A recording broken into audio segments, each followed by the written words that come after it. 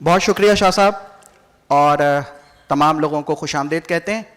Directly programme की तरफ शुरू करते हैं और शाह साहब ने जिस बात के लिए मुझे यहाँ आप लोगों के साथ बिठाया है उसमें सबसे बड़ी वजह यह है कि ना मैं डायरेक्टर हूँ, मेरा तारुफ कुछ भी नहीं है, तारुफ आप लोगों का है, लेकिन मैं वो हूँ 22 करोड़ अवाम जिसके लिए आप फिल्म बनाते हैं।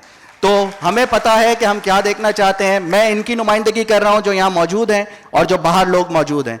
तो हम अपने प्रोग्राम को डायरेक्टली शुरू करते हैं और मैं मुस्तफ़ा कुरैशी साहब आपसे हम गुफ्तगू का आगाज़ शुरू करते हैं। सर 1968 में तकरीबन आपने अपना प्रोफेशन शुरू किया रेडियो पाकिस्तान और वो एक सिलसिला आपका शुरू हुआ और उसके बाद आपने लाहौर फिल्म इंडस्ट्री से फिल्म में काम शुरू किया। तकरीबन 500 से ज़ायद आपने फिल्म कामयाबी के साथ अपना पूरा कैरियर, तो इस पे तो मेरा ख्याल है कि 500 फिल्म्स तो एक ऐसा लैंडमार्क है जो बहुत ही कम लोगों को नसीब होता है और वो फिर हयात भी होते हैं हमें मौजूद।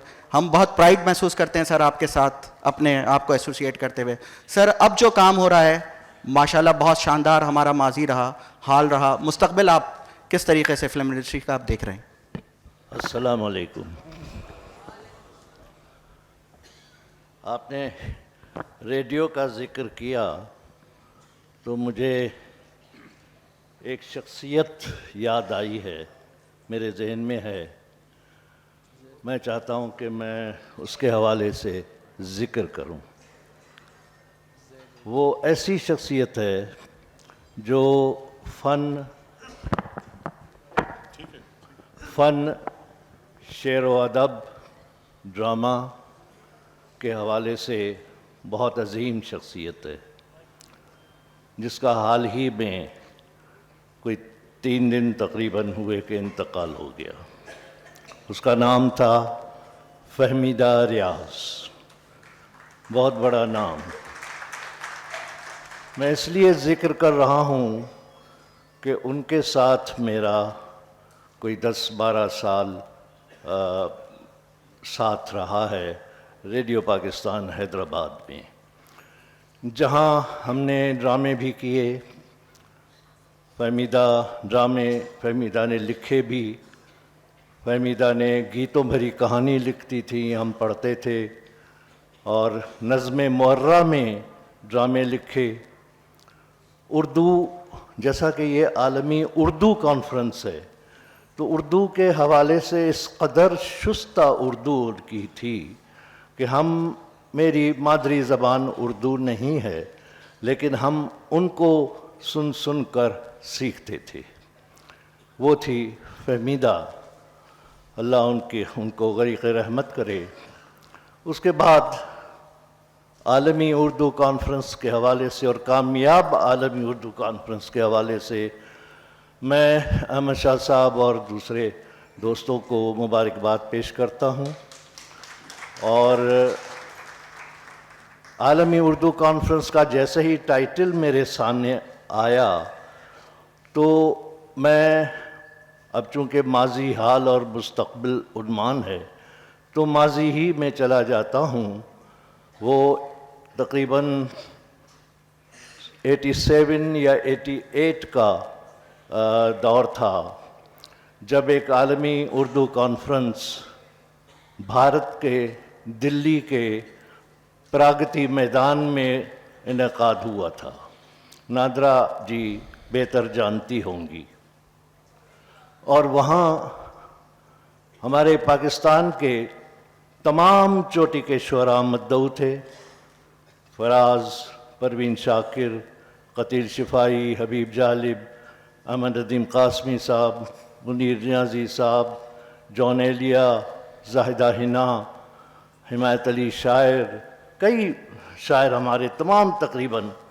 फिल्म से शाहनूर स्टूडियो के मालिक मैडम मलिका तरन्नुम नूरजहाँ के साबिक़ शौहर शौकत हुसैन रिजवी साहब और मैडम यास्मीन, मैं और मेरी बीवी रुबीना, मोहम्मद अली, ज़ेबा, हम लोग, नाहिद अख्तर, ये हम लोग मद्दऊ थे वहाँ। और इंडिया से पुरानी हीरोइन निम्मी और उनके शौहर जो कि राइटर भी हैं, वो थे मजरूह सुल्तानपुरी साहब थे, नौशाद साहब थे, मनोज कुमार, राजेंद्र कुमार, महेंद्र कपूर, और इस तरह इंडिया से कई फिल्म से भी दिलीप साहब आने वाले थे जो कि तबीयत की वजह से ना आ सके। और उसके अलावा जो मैं ख़ास बात करना चाहता हूँ वो ये थी कि पूरी दुनिया से वो शख्सियात जो जिनकी ज़बान उर्दू नहीं थी लेकिन उनका सब्जेक्ट उर्दू था, थीसिस उन्होंने उर्दू में लिखी थी। मसलन एक चेकोस्लोवाकिया की लड़की थी जो थी चेकोस्लोवाकियन ही, मादरी ज़बान भी उसकी चेकोस्लोवाकियन ही थी, लेकिन उर्दू में आकर उसने वहाँ तकरीर की थी। इस तरह यूरोप से और पूरी दुनिया से थे। वहाँ एक बात हुई, मैं उस बात का जिक्र ज़रूर करना चाहता हूँ कि वहाँ कहा गया कि हिंदुस्तान पाकिस्तान एक घर है, बीच में दीवार है, दीवार नहीं होनी चाहिए, नो मैन लैंड का तस्वुर नहीं होना चाहिए। और उसके जवाब में जब मेरी बारी आई तो मैंने कहा नहीं, मैं एग्री नहीं करता। इस वक्त जो ग्राउंड रियलिटी है वो हिंदुस्तान और पाकिस्तान दो घर हैं। सर एक मिनट, हम संगीता साहिबा ने हमारा पैनल ज्वाइन कर लिया है, हम उनको खुशामदीद कहते हैं। बहुत शुक्रिया जी सर। एक सिप ले लेकर। दो घर हैं, बीच में दीवार है, इस दीवार को रहना चाहिए। दो घरों दूसरा घर बनाने के लिए लाखों लोगों ने कुर्बानियां दी, उनका लहू सड़कों पर बहा। अब अगर एक घर करेंगे, उनका मकसद था ग्रेटर इंडिया, अगर वो करेंगे तो फिर करोड़ों लोगों का लहू बहेगा। हाँ, अलबत्ता ये ज़रूर हम कर सकते हैं और करना चाहिए कि घर दो हैं, ऊपर छत एक ही है, और अगर दीवार गिरा दी गई तो छत गिर पड़ेगी, दोनों घरों को नुकसान होगा। बहुत शुक्रिया सर। मैं और पाकिस्तान जी मुझे मौका दें जी, कोई बात नहीं जी, अब मौका मिला है, जी, ऐसा जी, मौका बार बार नहीं मिलता, लेकिन वो सेशन हमारे साथ फिर दूसरे साल मिलेगा। मैं इस बात को मुकम्मल कर लूं। जी जी, ये टॉक शोज वाली बात ना करें। जी जी, वो जो टॉक शोज में टीवी पर हमारे सियासतदान जिस तरह गुफ्तगू करते हैं और बीच में उनको रोक दिया जाता है, और फिर खैर वो तो लड़ते हैं, काटते हैं एक दूसरे को। वो तो शायर ने कहा था ना कि उनकी गुफ्तगू ही ऐसी होती है कि आग ऐसी भरी है सीनों में, गुफ्तगू से धुआं निकलता है। वो टॉक शोज में यही हम सुनते हैं और देखते हैं। तो आपने रोका तो मेरा ध्यान ही कहीं हो गया।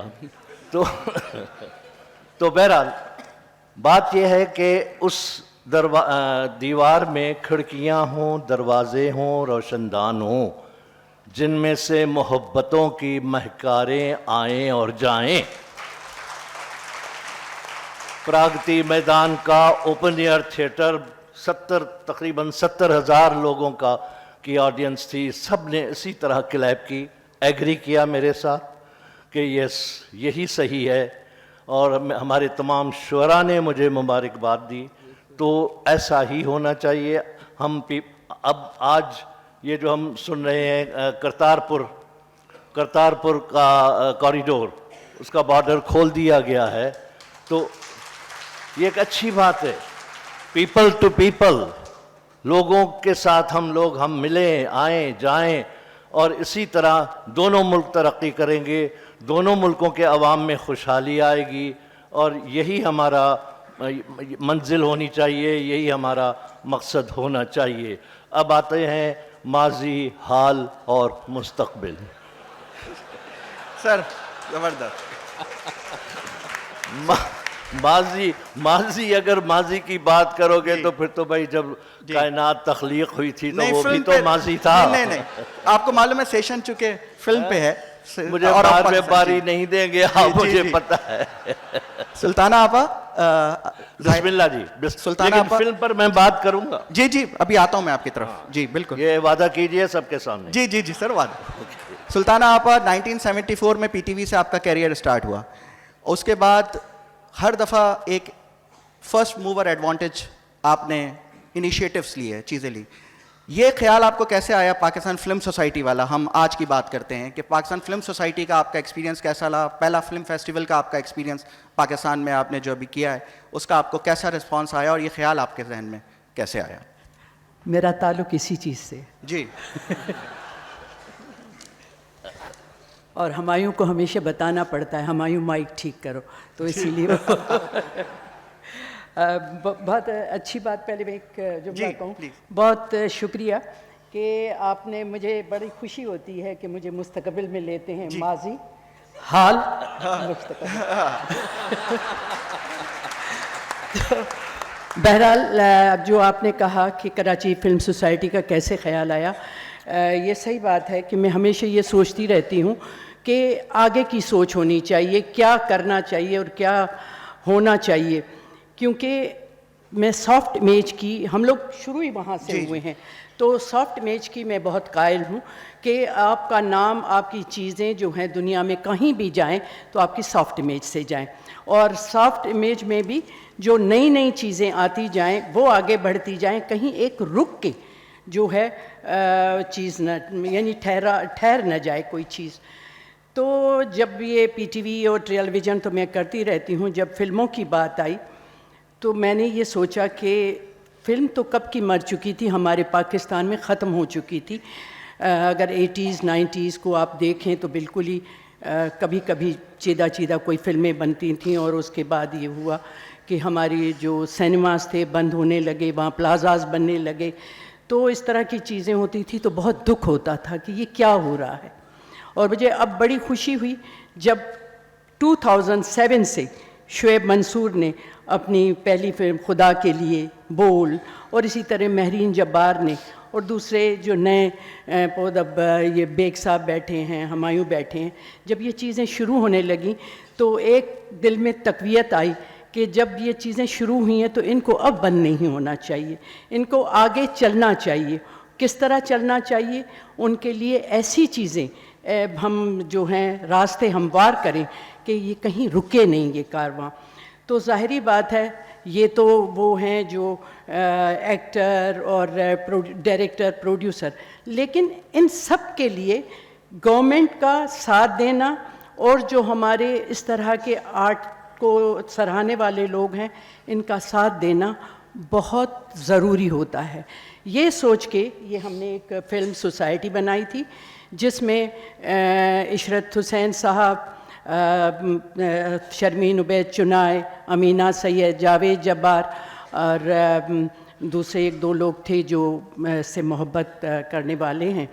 तो हमने सोचा क्यों न फिर से एक ऐसी बात करें कि कराची में इस फिल्म सोसाइटी बनाएं जिसके तहत हम मुख्तलिफ़ काम करते रहें।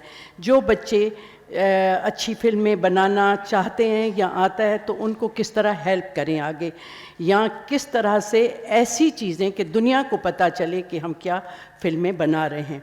तो हमने फिल्म सोसाइटी, उसके तहत हमने बहुत से काम करने, तो हमने इंटरनेशनल फिल्म फेस्टिवल किया जो बहुत कामयाब रहा, और जिसमें इंडिया से, मैं पाकिस्तान के इस मामले में बड़ा अप्रिशिएट करती हूँ कि दिल बहुत बड़ा है आर्ट के मामले में, कि 20 लोग आए इंडिया से जी, जिसमें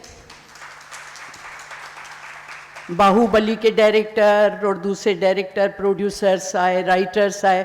और अभी हमने एक, मैं ये जल्दी इसलिए बोल रही हूँ कि मैं इस खौफ से डरती हूँ कि कोई ये न कहे कि सुल्ताना आप ही, वो ज़रा टाइम कम है, तो मैं ज़रा वो फास्ट फॉरवर्ड में चलती जा रही हूँ कि उसमें ये था ख्याल कि ये फिर रुके नहीं यहाँ पे। तो जो फिल्म फेस्टिवल हुआ उसमें बहुत से लोग आए, इंटरनेशनल जो जूरी में हमने लोग बुलाए।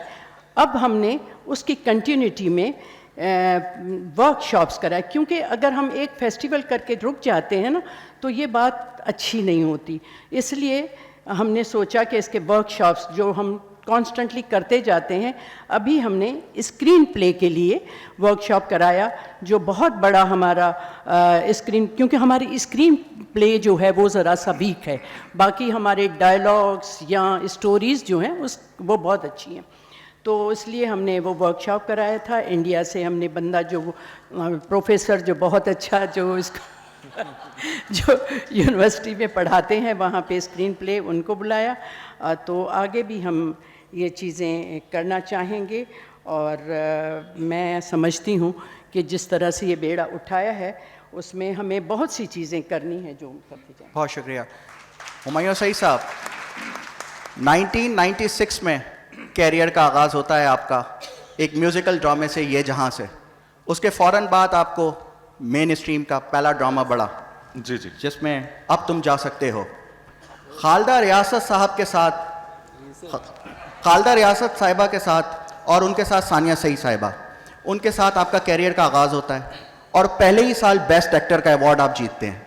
और उसके बाद वो सिलसिला ऐसा चलता है कि जवानी फिर नहीं आनी 2 पाकिस्तान के अंदर 50 करोड़ क्लब खोलने वाली पहली film as producer Humayun Saeed. तो आप ये अपना सफ़र कैसे देखते हैं 22-23 साल का, जिसमें आपने इनिशिएटिव्स लिए एज प्रोड्यूसर भी, एज एक्टर भी। तो आज आप किस तरीके से इन सारे अपनी जर्नी को थोड़ा सा समराइज करते हैं? पूरी जर्नी सुनाओ? नहीं, थोड़ा सा समराइज का है ना सर। अस्सलाम वालेकुम जी। जी हाँ, आप छोटे छोटे सवाल करते रहिएगा। मैं जी, क्योंकि मैं बिल्कुल मुझे बिल्कुल स्पीच करना अच्छी नहीं आती। जी। अस्सलाम वालेकुम।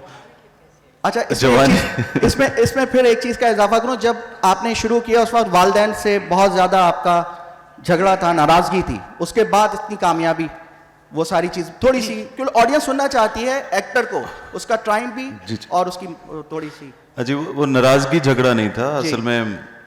घर वाले जो हैं वो चाहते नहीं थे कि मैं एक्टिंग करूं। मैं एक गारमेंट प्रोडक्शन कंपनी में काम करता था और काफ़ी अच्छा जा रहा था। मैं जनरल मैनेजर बन गया था काफ़ी जवानी में।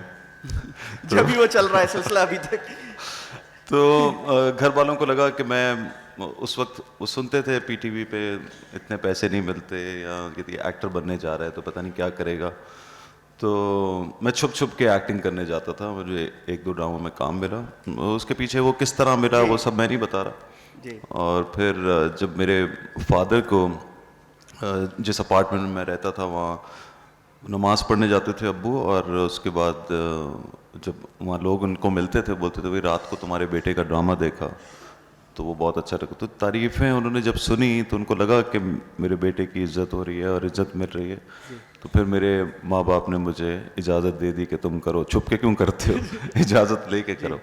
तो इस तरह आगाज़ हुआ था एक्टिंग में। और जो मेरी खुशकिस्मती ये है कि मेरे शुरू के कामों में मुझे बहुत अच्छे लोग मिले, सुल्ताना आपा, काजिम पाशा साहब और महरीन जब्बार, मरीना ख़ान। ये सब वो लोग थे जो अपने काम के बहुत माहिर थे और बहुत अच्छा काम करते थे। हसीना मोइन साहिबा बैठी हैं, इनके साथ मैंने इनके ड्रामे किए। तो अच्छे लोगों से काम करने का मौका मिला, तो जिससे मैंने सीखा। मैं अब तक ये नहीं समझता कि मुझे बहुत कुछ आता है। हीरो बनने का शौक़ था, फिल्मों में आना चाहता था। मुझे अपने करियर के 3 साल फिल्म मिल गई इंतहा, जो कि बहुत कामयाब गई। और उसमें भी आपने पहली फिल्म में अवार्ड उसमें भी आपको मिला जी। और लेकिन वो बड़े मजे की बात है, आपने फिल्म कैरियर अपना नेगेटिव रोल से शुरू किया। हाँ जी, वो अवार्ड भी नेगेटिव। हाँ, वो ग्रे कैरेक्टर था, वो नेगेटिव भी था, पॉजिटिव भी था। लेकिन मुझे वो कैरेक्टर बहुत अच्छा था। समीना पीरज़ादा ने डायरेक्ट की थी फिल्म। तो काफ़ी औरतों का भी बहुत हाथ है मेरी कामयाबी में। जी जी जी जी। वो कहते हैं ना किसी एक औरत का हाथ होता है, लेकिन मेरे पीछे बहुत सारी, बीवी के साथ साथ और भी बहुत सारी औरतों का हाथ है।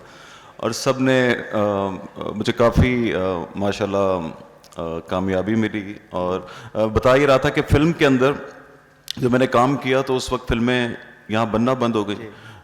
सिर्फ शुएब साहब ने 1-2 फिल्में बनाई, 1-2 फिल्मों में और मौका मिला, उतनी अच्छी नहीं थी। लेकिन मैं साहब की फिल्म में भी काम किया आपने, जावेद फाजिल साहब के साथ भी आपका एक्सपीरियंस? जी हाँ, उनके साथ भी काम किया। वो बहुत ज़बरदस्त डायरेक्टर थे, लेकिन शायद जो मैंने उनके साथ फिल्म की वो इतनी अच्छी नहीं चली। वो अपने टाइम से आगे की फिल्म थी सर, एक दिन लौट के आऊँगा। एक दिन जी, लौट के और वो आऊँगा। फिल्म भी बहुत अच्छी थी। जी खैर लोगों को इतनी पसंद नहीं आई जी। और उस वक्त वैसे भी अब सिनेमाज इतने ख़राब हो चुके थे हमारे, तो सिनेमाज के अंदर 3 घंटे आप बैठ नहीं सकते थे, मतलब नीचे दर्द होना शुरू हो जी, जाती थी। बिल्कुल। तो सीरियसली मेरे ख्याल से ये जो असल चेंज आया वो तभी आया जब ये सिनेप्लेक्सेस खुले, अच्छे सिनेमाज खुले और उसके बाद वो ऑडियंस जो एक्चुअली जा चुकी थी वो वापस आई, तो फिर हम जैसों को मौका मिला कि हम अपनी फिल्में प्रोड्यूस सर करें। एज प्रोड्यूसर यहाँ पे एक बात, क्योंकि फिर वो बात, मेरा सवाल है वो आगे आता, लेकिन मैं यहीं पे उसका सर क्या आपको ये नहीं लगता कि जब से ये सिनीप्लेक्स मल्टीप्लेक्सेस का दौर आया है, हम अपने ख़ास तबके से दूर होते जा रहे हैं? एक मिजाज होता था सिनेमा का कि फ़िल्म रिलीज़ होने वाली होती थी, उसके गाने पॉपुलर होते थे। अब 1,000 रुपये का टिकट, उसके ऊपर ये कॉम्बोस की डील, आपको एक फ़िल्म जो है वो इतने कम सिनेमास में रिलीज़ होती है, मिलती है, तो आप नहीं समझते कि हम एक बहुत बड़ा चंक अपना मिस कर रहे हैं अभी भी? As लेकिन मेरे producer? भाई हम तो फिल्म से ही दूर हो रहे थे ना, जी। तो अगर ये मौका मिला है इसके ज़रिए तो अब जितने ज़्यादा सिनेमाज होंगे उतनी टिकट सस्ती होना शुरू हो जाएगी, ऐसा होगा। जी। और अभी कंपटीशन बढ़ेगा इन सिनेमा घरों का आपस में, क्योंकि अभी तो टोटल मिला के 150 स्क्रीन्स हैं जी। और लोग जा रहे हैं फिल्म देखने के लिए। अब आप बिजनेस से अंदाज़ा लगा लें कि 50 करोड़ तक पहुंच गया है। अभी और फिल्में आएंगी बड़ी, अभी आपा की फिल्म ने परवाज़ जुनून ने कोई 35-40 करोड़ कर लिया, तो अभी 60, 70, 80 करोड़, तो 100 करोड़ तक हम 5 साल में 50 तक पहुंच गए हैं, जी। तो हम 100 करोड़ तक भी पहुंच जाएंगे। लेकिन वो सब इंशाल्लाह। आप बिल्कुल ठीक कह रहे हैं कि अभी भी बहुत से ऐसे लोग हैं जो सिनेमा नहीं जाते फिल्म देखने, तो ये सिनेमाज बढ़ेंगे और इसके लिए आप ऐसे ही कह रही थी कि गवर्नमेंट को साथ देना चाहिए। वो ज़मीनें जिन पे सिनेमाज बन सकते हैं या ऐसी अपॉर्चुनिटीज़ निकाली जाएं कि जिसमें हम सिनेमाज बना सकें। पिछले दिनों सुप्रीम कोर्ट साकिब निसार साहब ने इसको अपनी रिमार्क्स में इस चीज़ का इजहार भी किया था कि ये जो सिनेमास के लिए जो प्लॉट्स हासिल किए गए थे उनको दोबारा से रिव्यू रिपोर्ट जमा कराने के लिए कहा है कि उनको दोबारा से उसी हाल में बहाल किया जाए, तो वो भी एक ऐसा इक़दाम है जब भी उस पर इम्प्लीमेंट हो जाए। ये बिल्कुल यही है, और अगर सिनेमाज बहुत बढ़ जाएंगे तो टिकट्स भी सस्ते हो जाएंगे, बिल्कुल। और वो हर इलाके का, जैसे अभी न्यूप्लेक्स ने राशन मिनास रोड पे खोला तो वो वहाँ 600 की टिकट है, जबकि डिफेंस में 700 की है। और वहाँ खुल जाएंगे तो वहाँ 400 वाली भी होगी, 300 वाली भी होगी, और आई थिंक वो डील्स भी लगाते रहते हैं हफ्ते में।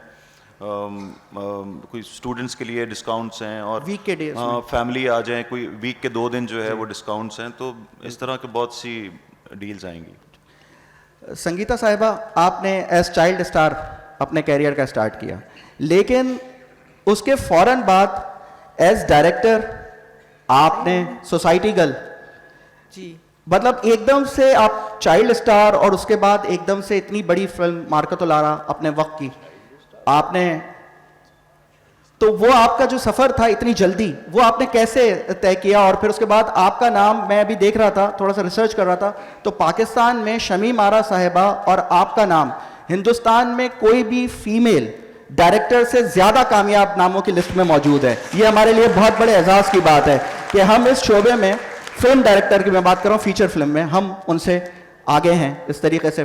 तो आप ज़रा मुझे बताइए कि आपने उस वक़्त जो सारा मेल डोमिनेशन थी एज डायरेक्टर, तो आपका चैलेंजेस क्या थे? असल में जब मैं इंडस्ट्री में आई तो बहुत छोटी थी, तो वो रोल भी मुझे मेरे मतलब के नहीं दिए जा रहे थे और मुझे कोई एक्टिंग का शौक़ भी नहीं था बिल्कुल भी। तो वो अम्मी को और अब्बू को शौक़ था तो वो ले आए इंडस्ट्री में। बहरहाल कुछ लोग इंडस्ट्री में मौजूद थे, जैसे निकार अखबार के लियाज रशीदी साहब, वो हमारे रिश्तेदार भी लगते हैं, और मैं यहीं कराची में ही पैदा हुई और कराची नाजाबाद हुसैनी स्कूल में पढ़ी हूँ। यहाँ से फिर मैं जब पंजाब गई तो वो फिर फिल्में की, तो 3-4 साल काम करके वो एज थी जब मैंने सोचा था कि मैंने कुछ बनना है। तो मुझे पूरे शोबों में ना सिर्फ डायरेक्शन का शोबा अच्छा लगा, और ये अल्लाह की देन थी कि मेरा जहन उस तरफ चल पड़ा।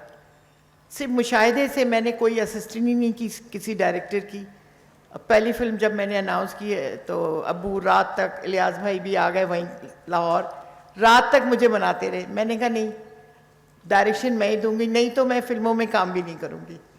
तो वो ज़िद जो थी वो मेरे काम आ गई। और पहली फिल्म सोसाइटी गर्ल मैंने बनाई, तो पहला स्पेल था 15 दिन का। वो जब एडिटिंग करके जब मैंने स्क्रीन पे देखा तो मुझे यकीन नहीं आया कि ये सब मैंने किया है। तो इस तरह वो फिल्म बनी और अल्लाह ने इज़्ज़त रखी उस फिल्म में, सोसाइटी गर्ल। सोसाइटी गर्ल में ही आपने उस वक्त तो कंटेंट बहुत ज़्यादा स्ट्रांग और हमारा मैसेज और चीज़ें बहुत ज़्यादा, लेकिन आपने उसमें सैयद नूर साहब को पहली दफ़ा जी। चांस दिया। ये भी एक बहुत बड़ी बात है कि पहली फिल्म से दो ऐसे लोगों का आगाज़ हुआ इंडस्ट्री में, एज डायरेक्टर और as screenplay writer, Syed Noor sahab का। जी, तो जी, ये आपने इनिशिएटिव खुद भी अपने ऊपर आपने रिस्क लिया और एक नए, क्योंकि ये बड़ा मुश्किल होता है। बहुत मुश्किल काम होता है डायरेक्शन और एक्टिंग करना। सैयद नूर साहब अब्बू को कहानी सुना रहे थे, दरवाज़ा बंद था, तो दरवाजे के नीचे वो झिड़ी सी होती है, तो मैं वहाँ लेट के ना वहाँ से मैंने कहानी सुनी थी, तो वो कहानी इस मुझे पे तो अच्छी दाद लगी। होनी चाहिए कि अगर एज डायरेक्टर भी पहली फिल्म कर रहे हैं और कहानी भी चुपके सुन रहे हैं। जी, तो बस इस तरह इंडस्ट्री में आई, फिर डायरेक्शन की माशाल्लाह 80 फिल्में डायरेक्ट कर चुकी हूँ मैं।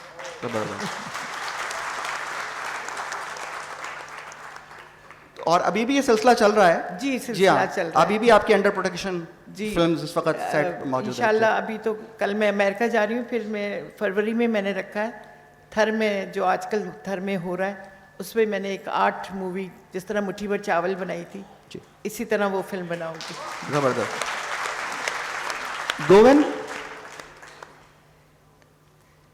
गोविंद, आपने पीएचडी किया, आप अमेरिकन हैं, आपने वहीं से अपनी तालीम का सिलसिला किया। आपकी एक इंटरेस्टिंग स्टोरी है जिसमें आपने पाकिस्तान को चूज़ किया, रिसर्च की फिल्म्स पे, यहाँ पर आप लम्स में पढ़ाती हैं, लाहौर में रहती हैं, तो आपने पाकिस्तान फिल्म, जबकि हमारे पास फिल्म, जब आप बड़े हो रहे थे उस वक्त हमारी फिल्म इतना ज़्यादा शोहरत की बुलंदियों पर नहीं थी जो हमारा सिलसिला था, तो आप थोड़ा सा बताइए कि आपको क्या चीज़ फैसिनेट किया जिसमें आपने पाकिस्तान को चुना? जी, असल में पहले मैं शुक्रिया अदा करना चाहती हूँ कि ये मेरे लिए इतना एज़ाज़ की बात है कि मैं इतने काबिल, इतने टैलेंटेड और इतने अहम फ़नकारों के दरमियान में बैठी हूँ, तो मैं आप सबको शुक्रिया अदा करना चाहती हूँ सबसे पहले। और जहाँ तक मेरा ताल्लुक़ फ़िल्म से है, मैं पहले इंडिया में रह रही थी और वहाँ से कुछ रिसर्च का सिलसिला मेरा शुरू हो गया था। मैं पीएचडी कर रही थी उस वक्त। तो मेरे एडवाइज़र ने कहा कि आप पाकिस्तान क्यों नहीं जाते, वहाँ पे तो बहुत कम काम हो रहा है। और उस वक्त मेरा फ़िल्म के साथ कोई वास्ता नहीं था, मेरा शोबा एंथ्रोपोलॉजी है। तो पाकिस्तान जाके मैं मुशायरे और परफॉर्मेंस और पोएटिक्स के ऊपर एक लिंग्विस्टिक मुतालिया कर रही थी। वाह। और मैं गर्मियों में आई थी, कोई मुशायरा नहीं हो रहा था, तो किसी दोस्त ने मुझे मौला जट दिखाई। ओह। और आज सर मौला जट से इनका। हाँ, और मैंने कई हिंदुस्तानी फिल्में देखी थी उस वक्त, लेकिन मैंने ऐसी कोई फिल्म कभी नहीं देखी ज़िंदगी में जो इतनी ज़बरदस्त। क्या बात है, क्या बात है। तो फिर उसी तरीके से ये सिलसिला शुरू हो गया था। नहीं तो फिर उसके बाद ये रिसर्च की तरफ आप कैसे आए? पंजाबी फिल्म आपने फिर उसको अपना मौजू बनाया? मैं तो पहले 2010 में आई थी और सारे लोग यही बातें कर रहे थे कि पाकिस्तान में तो फिल्म ख़त्म हो चुकी है, कोई फिल्में बन नहीं रही। तो असल में पता चला कि ऐसा है ही नहीं, बहुत ही लोग कोशिशें कर रहे हैं, काम कर रहे हैं। ये उस वक्त में मेरे ख्याल से ये मल्टीप्लेक्स इतने बने नहीं थे उस वक्त। तो फिर पूछताछ करके मैं सैयद नूर साहब से भी मिली और बहुत सारे जो लाहौर में फ़िल्म साज हैं और हिदायतकार हैं उनसे मुलाकात की। और पता चला कि एक तो हालांकि ऑफ कोर्स इकोनॉमिकली थोड़ा सा डाउनटर्न आया हुआ था, बट जो फिल्म का फ़न है वो तो मेरे ख्याल से कभी मरा नहीं, यहाँ पे अभी भी ज़िंदा था। तो मैं एक जगह पढ़ रहा था कि संगीता आपकी फेवरेट हैं, तो और आज आप बहुत एक्साइटेड हैं संगीता के साथ बैठ के, लेकिन आप फेवरेट एज डायरेक्टर आपको कौन सी फिल्म इनकी, आपने चूंकि रिसर्च की है, आपने देखा है? एक्चुअली इनकी पहली फिल्म जो मैंने देखी थी वो थी सोसाइटी गर्ल जी। और मैं उससे इतनी मुतासर हो गई। और जैसे आपने अभी कहा कि इस तरह बड़े सग़ीर में बहुत कम औरतें हिदायतकार बनती हैं। और मैं एक्चुअली आपसे तकरीबन 2 साल से रब्ता करने की कोशिश कर रही हूँ। क्या बात है जी, उर्दू कॉन्फ्रेंस के हवाले से आपका ये राब्ता और आपकी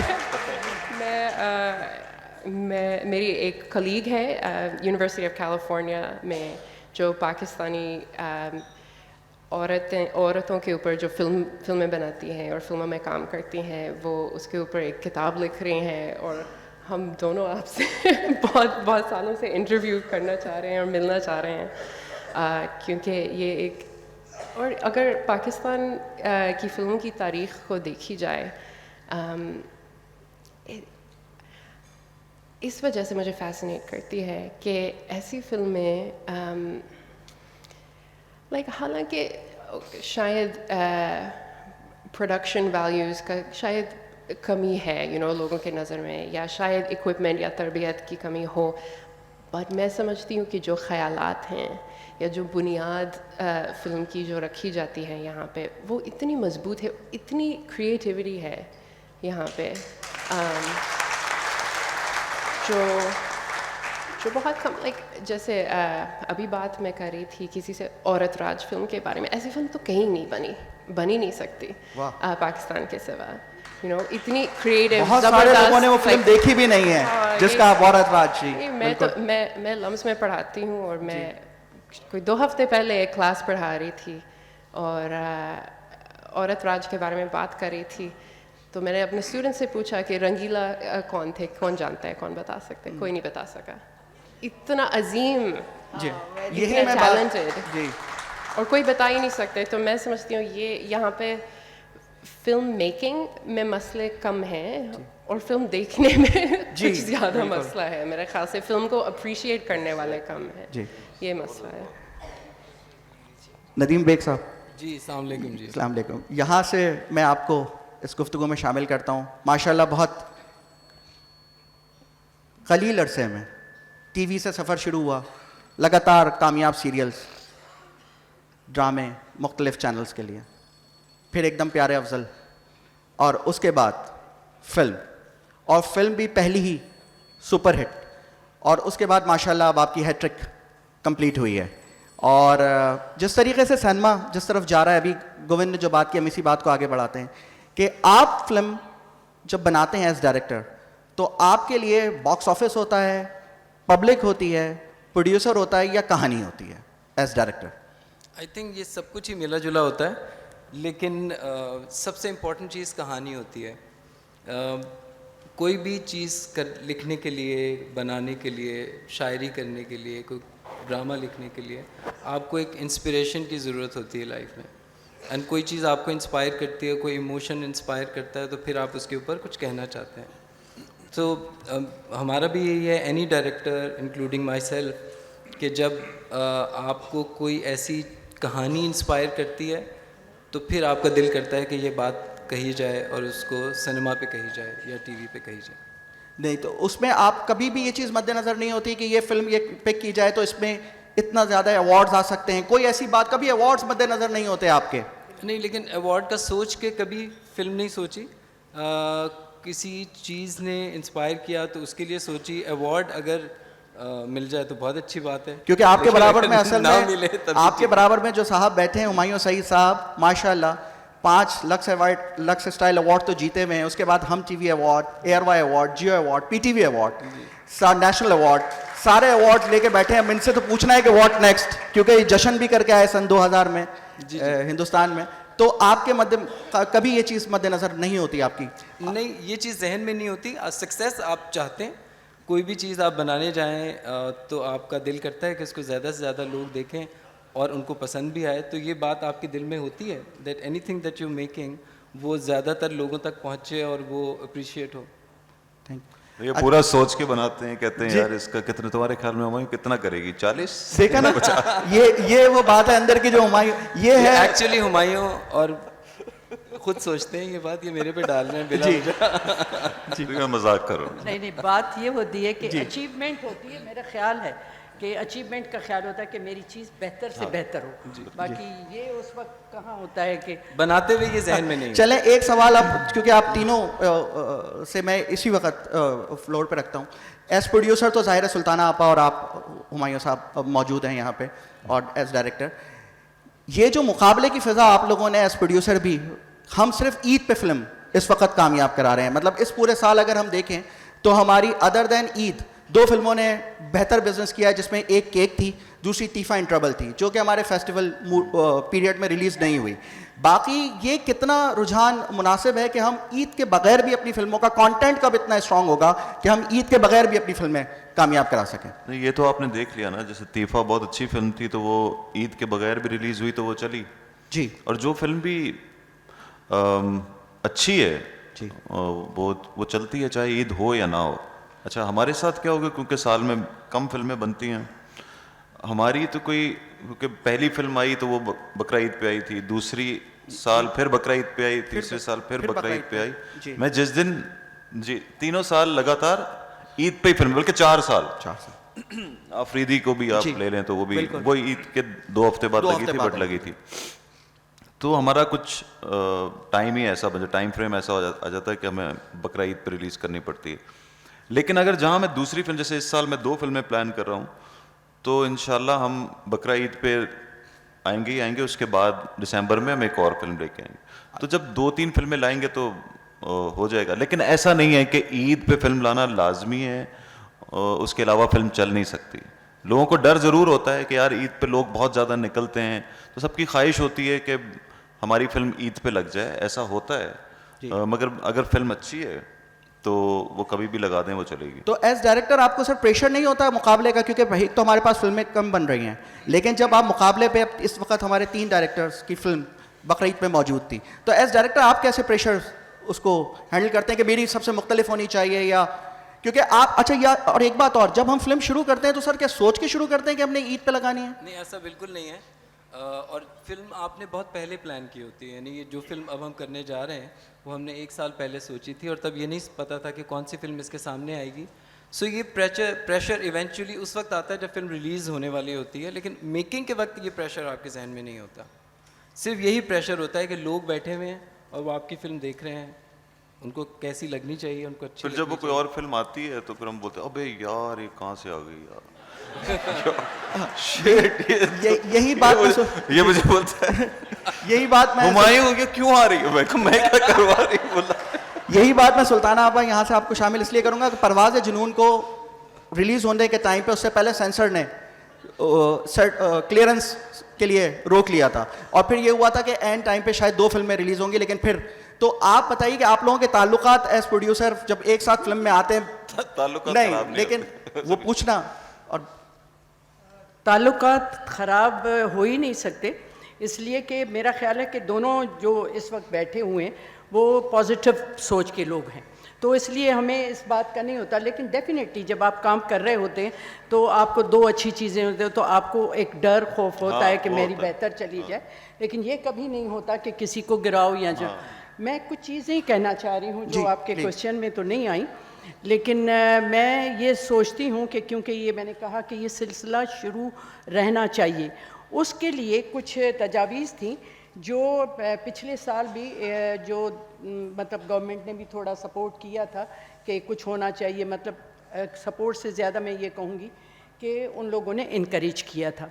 और फिर हम लोग बैठे थे खुद और हमने सोचा कि फ़िल्म को कैसे आगे लाया जाए कि ये तसलसल से चलती रहें। और एक ज़माना था जैसे मैं पढ़ रही थी कि कोई ऐसा भी हमारा टाइम था जिसमें एक साल में 100 फिल्में भी बनी। नहीं, ये हमारे 5 साल थे। ये हमारे 5 साल थे जिसमें हमने 100+ फिल्म्स प्रोड्यूस की हैं जी। तो ये जब इस तरह से, तो ये टाइम अब क्यों नहीं आ सकता? जैसे अभी हम कह रहे हैं, तो मुझे कुछ थी सोचें जो मैं कह रही थी कि एक तो कमीशन जो है हमारी जो है फिल्म की कमीशन बनाई जाए, जिसके तहत हम लोग वो लोग जो हैं हमें सपोर्ट करें और हमारी बाहर फिल्में भेजने में वो हमें एक सपोर्ट करे गवर्नमेंट। तो जब बाहर हमारी फिल्में जाएंगी तो वो इकोनॉमी भी हमारे पास आएगी, और दूसरा ये होगा कि फिल्में ज़्यादा बनेंगी भी।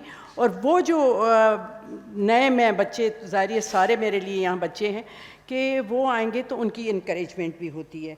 दूसरी, पाकिस्तानी फिल्म को जो है कुछ इंसेंटिव्स दिए जाने चाहिए, जो हमने जो पिछली हुकूमत में कही भी थी और उन लोगों ने कहा भी है कि हो जाएगी, और मैं समझती हूँ अब जो गवर्नमेंट आई है वो इसको पूरा करे कि एक तो क्योंकि ये स्टार्ट है तो कम से कम 10 साल के लिए इस पे टैक्स फ्री होना चाहिए। और दूसरा, फिल्म प्रोड्यूसर्स को वो सहूलत दी जानी चाहिए कि अगर वो शूटिंग के लिए बाहर या कहीं जाते हैं तो उनको जो है फैसिलिटेट किया जाना चाहिए। उस करने से सिर्फ उनको फ़ायदा नहीं होगा लेकिन पाकिस्तान को भी फ़ायदा होगा, क्योंकि हमारी टूरिज़म बढ़ेगी, जो हमारी इतनी खूबसूरत जगहें हैं, चीज़ें हैं, उनको जो है हम शूट कर सकेंगे। तो ये जो है कुछ चीज़ें थी। तीसरा जो मैं सोच रही थी, हम लोगों ने इस पर काफ़ी बात भी की है कि मैं ठीक है सिनेमास पिछले चले गए, अब बड़े सिनेमास जैसे आपने कहा वो भी आने चाहिए और शायद आगे आ जाएं, और ये सिनेप्लेक्स जो है इनका भी एक दौर आया है और बढ़ रही हैं, तो फिल्में भी बढ़ेंगी। तो मेरा उन लोगों से ये है कि सिनेमा ओनर्स जो हैं उनको पाकिस्तानी फ़िल्म को जो है ज़्यादा शेयर देना चाहिए फॉरेन फिल्म से। ये आपकी सारी तजावीज़ इसलिए भी बहुत ज़रूरी है कि ये हमारी कॉन्फ्रेंस जो है इसका पूरा डॉक्यूमेंट तैयार हो रहा है, तो ये हम उसका अपना हिस्सा आपसे अब ले लेंगे तजावज़ात को। जी हाँ जी, उनसे बात भी की जी। थी, ये बाकी सिर्फ दो हैं जी। कि एक तो जो है उनका शेयर बढ़ाना चाहिए जो हमारी सिनेमास हैं, और उनको जो है ज़्यादा अपॉर्चुनिटी और फैसिलिटेट करना चाहिए। दूसरा ये फिल्म पॉलिसी में हम लोगों ने ये डाली भी थी, लेकिन मेरा ये ख्याल है कि ऐसे फोरम, जो बड़े बड़े फोरम होते हैं, वहाँ पे हम बैठ के इन चीज़ों को वहाँ तक जो है पहुँचाएं ताकि उसमें अमल हो और जो नए हमारे बच्चे हैं वो ज़्यादा काम कर सकें। तो ये कुछ चीज़ें थी जो मैं कहना चाह रही थी। नादरा ज़हीर साहिबा, फ़िल्म ज़ाहिर है हिंदुस्तान बहुत एक कामयाब इंडस्ट्री है और इतना बिज़नेस रेवेन्यू भी जनरेट होता है, कहानियाँ भी अच्छी हो रही हैं। बीच में थोड़ा सा वक्त आया था कि फ़िल्म वहाँ पे थोड़ा सा ट्रैक से जिस तरीके से पहले होती थी थोड़ा सा डाउन हुई थी, बट फिर अब दोबारा से कहानियाँ बहुत अच्छी चुन रहे हैं, बड़ी ज़्यादा बजट से ज़्यादा कहानियों पे अब ज़्यादा तवज्जो दी जा रही है। तो आप इस सारे सिलसिले को वहाँ पर हिंदुस्तान में रहते हुए फ़िल्म को आपने वहाँ पे किस तरीके से देखा? शुक्रिया आप सबका। मैं फ़िल्म की फ्रेटर्निटी से नहीं बिलोंग करती, मतलब मैं उसकी नहीं हूँ, फिर भी मुझे यहाँ इतनी इज्जत दी गई। हाँ, मेरे शौहर साहब ज़रूर फिल्म इंडस्ट्री की उपज हैं। उन्होंने और मैंने नेशनल स्कूल ऑफ ड्रामा से साथ ग्रेजुएशन किया था दिल्ली से, और फिर हम माइग्रेट करके बॉम्बे आए। उन्होंने फ़िल्मों से इंसाफ का तराजू से शुरुआत की और ज़ाहिर है बुलंदियों तक पहुँचे, और फिर एक ख़ास वक्त ऐसा आया कि वीपी सिंह के इसरार पे उन्होंने फिल्म इंडस्ट्री को छोड़ा और फिर सियासत को गले लगाया। उनकी वजह से मतलब हमारे पास जो कुछ भी सुख जिसे कहते हैं, माली हालात और सुख, वो सब राज बब्बर साहब की वजह से हमें मिला। घर मिला और गाड़ी मिली। नहीं तो थिएटर में जो लोग सिर्फ थिएटर करते होंगे वो अच्छे से जानते हैं इस बात का मतलब कि क्या मिलता है थिएटर में और थिएटर वाले असल में कैसे गुजर करते हैं। तो खैर आप बोल सकते हो। जी नहीं, कोक नहीं मिला।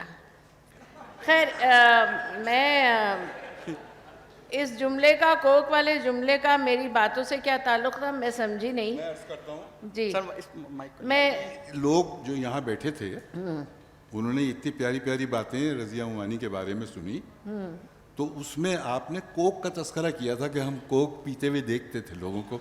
हाँ, हम पी नहीं क्योंकि वो सकते थे। छोटे थे, हमें लगता था कि कोक कोई बहुत बड़ी चीज़ है, इसलिए बीच में मैंने उसका एक जिक्र किया। खैर मैं अपनी बात पे वापस आती हूँ कि फ़िल्म इंडस्ट्री, मैं बम्बई में ही थी और राज साहब लगातार फिल्में कर रहे थे। फिल्में करने का मुझे कई बार इसरार लोगों ने किया, लेकिन उसकी वजह सिर्फ यही थी, ये नहीं कि मुझे ऐसा कोई ख़तरा था कि मैं बहुत बड़ी हो जाऊंगी, मेरा नाम बड़ा हो जाएगा तो मेरे शौहर के नाम का क्या होगा, या ये अभिमान वाली कोई फ़िल्म तो नहीं बन जाएगी हमारी ज़िंदगी। लेकिन मैंने ये सोचा कि मैं थिएटर करती हूँ और हम दोनों ने तालीम तो वही ली है, तो मुझे थिएटर ही करना चाहिए। माफ़ी चाहती हूँ, मुझे ऐसा वहम होता है कि माइक इधर है तो मैं इधर ही करती रहती हूँ अपनी सारी बात, और इधर वाले लोगों से मैं मुखातिब नहीं होती, माफ़ करिएगा। तो जब मैं इधर करती हूँ तो आप लोगों को सुनाई देता है ना। चलिए, माफ़ी चाहती।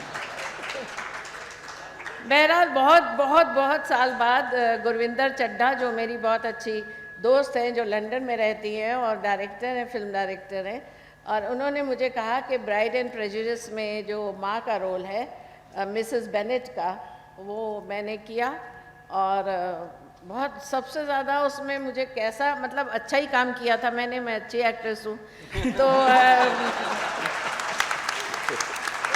बहुत साल के बाद मुझे मौका मिला कि मुझे कोई पैसे की फ़िक्र नहीं करनी है, मुझे कोई मेहनत नहीं करनी है, मुझे कुछ नहीं करना है। गाड़ी सुबह आएगी, मैं तैयार होंगी, जाऊंगी, सिर्फ एक्टिंग करूंगी और वापस आ जाऊंगी और फिर घूमती रहूंगी लंदन में, जहाँ इतने दोस्त और रिश्तेदार हैं, उनके साथ खाऊंगी पीऊंगी, वापस आ जाऊंगी, पैसे भी मिलेंगे।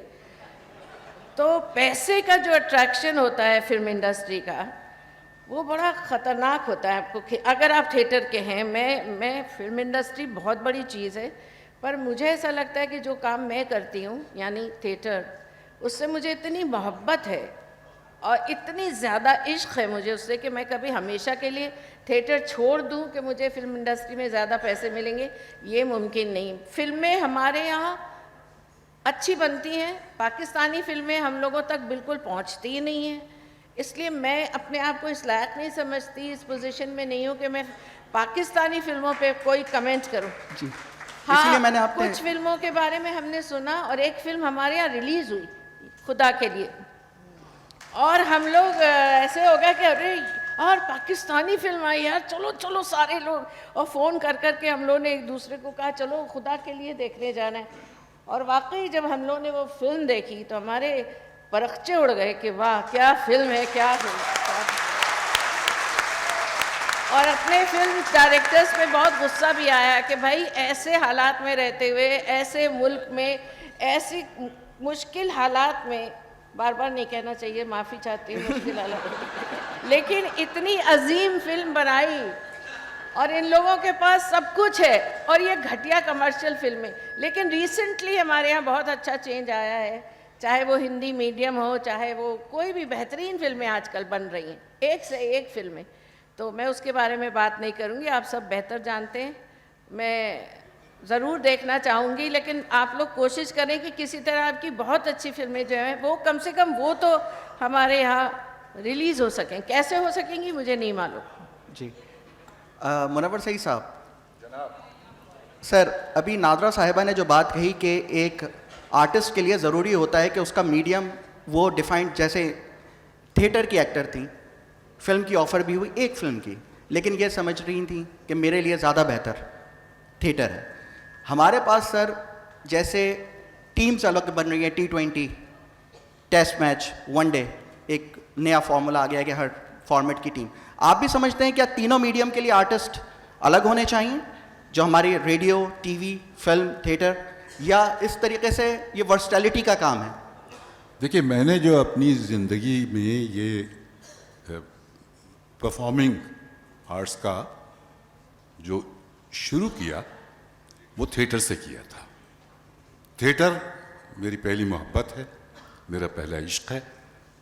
उसे छोड़ने का, जैसे अभी नादरा ने कहा है, तसव्वुर भी नहीं किया जा सकता। नतीजा ये हुआ कि जब थिएटर करता था, साथ रेडियो भी चल रहा था, उसके बाद फिर टीवी आ गया, तो टेलीविज़न में कुछ और ज़्यादा ग्लैमर था, वो करते रहे। लेकिन थिएटर मैंने छोड़ा नहीं, या शायद थिएटर ने मुझे नहीं छोड़ने दिया।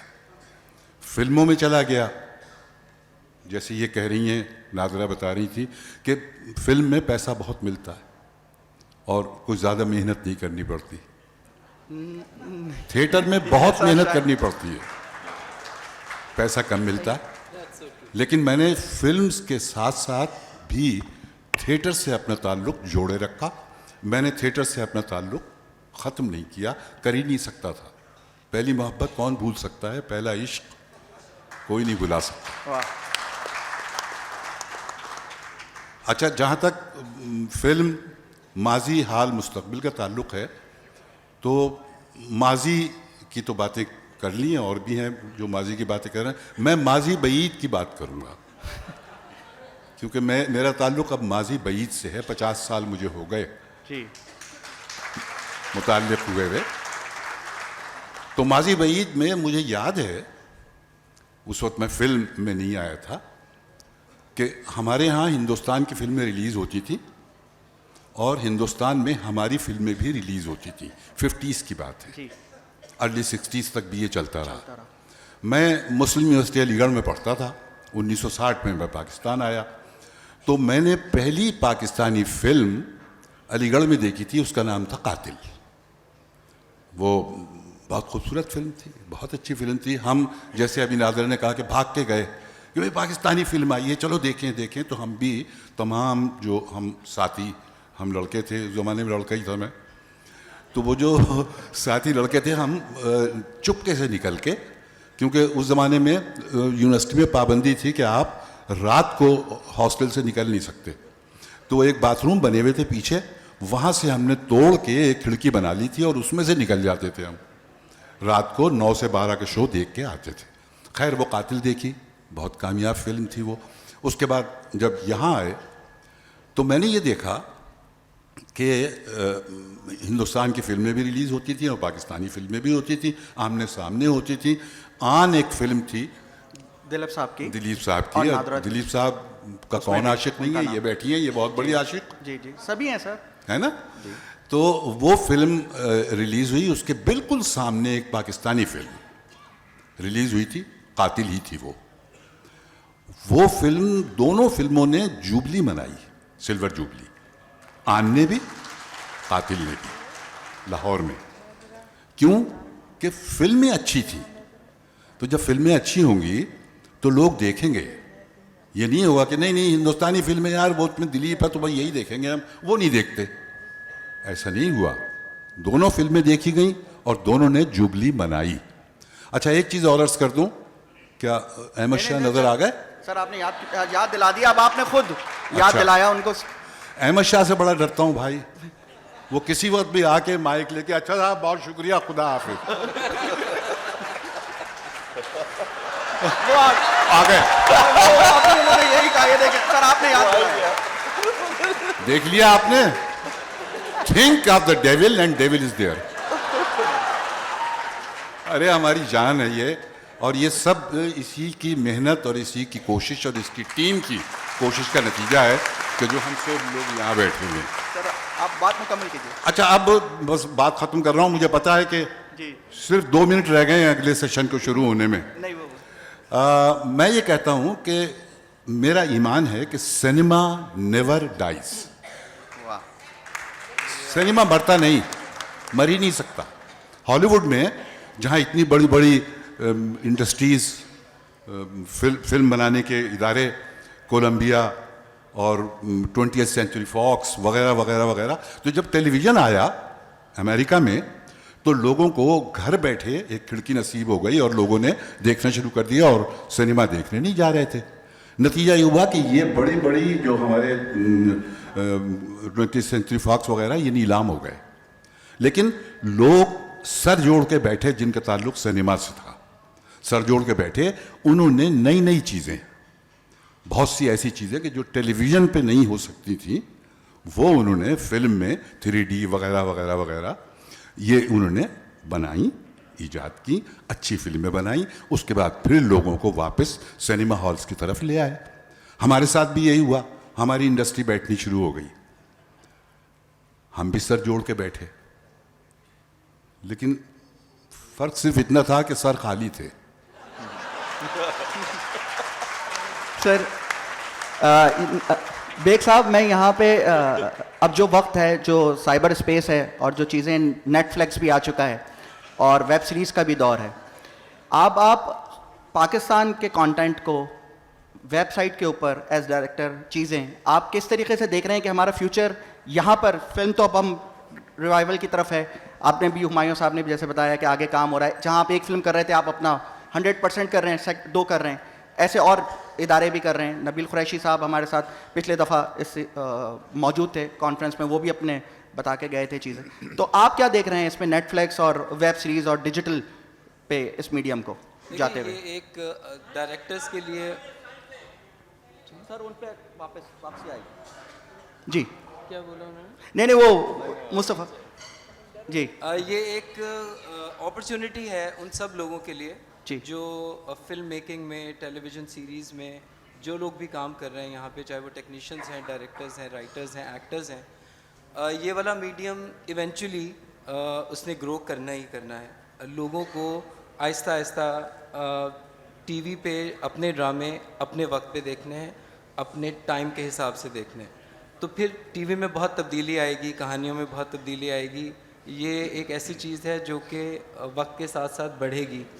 फ़िल्म, जैसे मुनव्वर सईद साहब ने कहा कि फ़िल्म किसी भी दौर में उसको कंपटीशन मिलता रहा, तो अभी का कंपटीशन सिनेमा को डिजिटल भी होगा, लेकिन फिर सब सर जोड़ के बैठेंगे और सोचेंगे कि इसको कैसे कम्पीट किया जाए। एक चीज़ जी, मैं अब सिर्फ ये अर्ज कर दूं बिल्कुल खाली कि वो जब कोशिश करेंगे कोई भरा हुआ सर भी हो साथ। जब माजी बईद में सर जोड़ के बैठे थे तो मैंने अर्ज किया था कि सर खाली थे, लेकिन अब मुझे फख्र है इस बात पे कि अब जो लोग सर जोड़ के बैठ रहे हैं उनके सर खाली नहीं है। वो बहुत मेहनत करके और पढ़ लिख के, ये नहीं है कि बगैर पढ़े तो काम होता ही नहीं, कुछ पढ़ना चाहिए।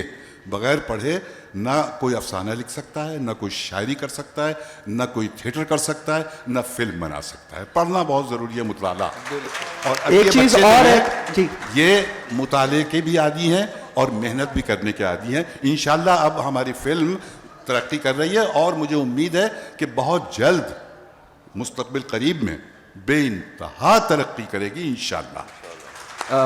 मुस्तफ़ा कुरैशी साहब, जैसे बात का आगाज़ आपसे हुआ था, तो मैं चाहूँगा कि ज़ाहिर है सबसे ज़्यादा तजुर्बा और इस पूरे कैरियर का आपके, तो आप समअप करें इस पूरे सेशन को अपने फाइनल नोट पे। शुक्रिया। पहले तो सुल्ताना ने बड़ी अच्छी तशरीह की माजी, हाल और मुस्तकबिल की, लेकिन ये मैं ज़रूर कहना चाहता हूँ जो कि इस वक्त माजी, हाल और मुस्तकबिल का चेहरा नज़र आ रहा है कि माजी साइडों में है, 3 पिलर्स हैं, बीच में हाल को सहारा दिए हुए हैं। तो वैसे भी कहा गया है दानिश्वरों का कि माजी अपने ख़जाने हाल को मुंतकिल कर जाता है और हाल के दरवाज़े, हाल ये हाल नहीं, ज़माने हाल, तो हाल के दरवाज़े मुस्तकबिल की तरफ खुलते हैं। देखना ये है कि माजी के ख़जाने, जब मैं कह रहा हूँ तो ख़जानों का मतलब डॉलर्स नहीं है, रुपए नहीं है जिनकी मनी लॉन्ड्रिंग हो, इल्म व अदब के ख़जाने, फ़न व हुनर के ख़जाने।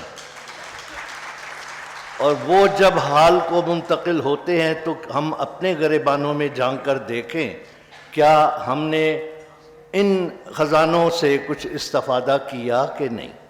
अगर इस्तिफ़ादा किया है तो नज़र आएगा, और फिर हम मुस्तकबिल के लिए, अपने आने वाली नस्लों के लिए जो दरवाज़े खुलेंगे उनके लिए हम क्या छोड़ के जाएंगे। लिहाजा मैं हाल के मुस्तकबिल के लिए परेशान हूँ, लेकिन मायूस नहीं हूँ। वाह वाह वाह वाह।